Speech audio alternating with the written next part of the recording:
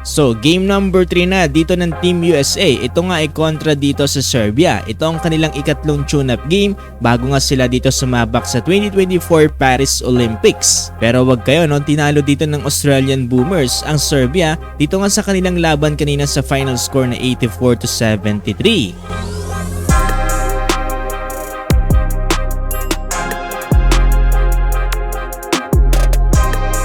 Napaka-solid din talaga dito ng Team Boomers na kung saan pang-5 dito nga sa nailabas na FIBA World Rankings dito nga sa basketball.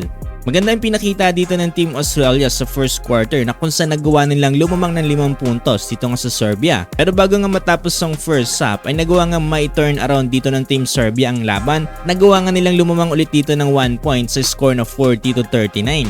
Ang dalawang big man ng Serbia na sila Filip Petrusev at Nikola Milutinov nag-dominate dito inside the paint na kung saan nakapagtala sila ng 20 minutes of playing time. Ang dalawang big man na to ay nakapagtala ng 21 points at 8 rebounds combined kung saan naging napakalaking bagay para nga dito sa Team Serbia. Pero masyadong mainit ngayon dito si Patty Mills na kung saan naging malaking bagay para dito sa Boomers na kung saan nakapagtala ng 13 points and 3 assists dito nga sa loob lamang ng 14 minutes of playing time. Kaya naman sa tulong ni Jack Landale ay nagawa nga ma-regain dito ng Boomers ang kanilang kalamangan bago matapos ang third quarter dito nga sa score na 59-62.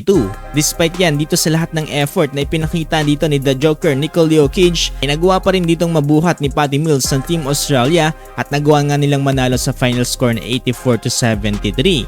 Ito na rin ang game high ni Patty Mills na kung saan nakapagtala ng 28 points, shooting 7 out of 13 from the field at 4 out of 7 from the 3-point line. Napakalaking bagay din na naging contribution dito ni Josh Giddey lalong-lalo na dito para sa second half dahil nakapagtala ito ng 13 points and 6 rebounds. Samantalang si The Joker naman ay nakapagtala ng double-double with 14 points and 14 rebounds, shooting 6 out of 10 from the field at 0 out of 2 nga lang siya from the 3-point line. Malaking bagay ito para sa Team Australia lalong-lalo na yung experience siguro nila matapos nga nilang makalaban itong Team USA.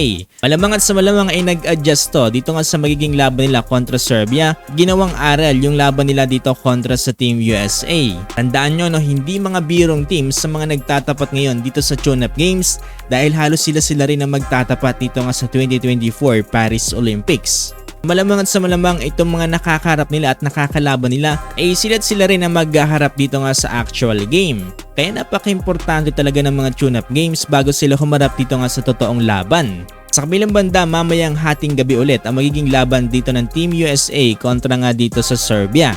At malalaman din natin kung maipagpapatuloy pa nga dito ng Team USA ang kanilang win streak dito nga sa kanilang tune-up games kontra dito sa Serbia.